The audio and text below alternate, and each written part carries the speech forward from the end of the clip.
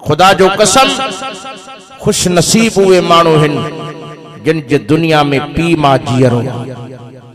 मां दुआ करण आयो हां त अल्लाह ताला पी मां जी ख़िदमत, पी मां जी इज्जत, पी मां जो एहतराम नसीब फरमाए। उहे इन्हनि माण्हुनि खां पुछो जिन नंढपिण में अबो अमा न ॾिठो आहे। पाक नबी इमामुल अंबिया सल्लल्लाहु अलैहि वसल्लम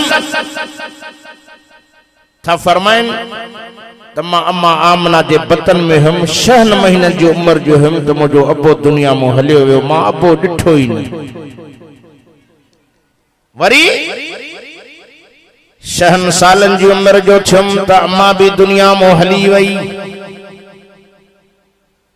मदीने जे मीर मिठे मोहम्मद करीम फरमायो खैरपुर मीरस जा मुसलमानो जो अबो अम्मा जीअरो आ, फरमायो वॾो खुश नसीब भागन वारो आ। फरमायो मां मोहम्मद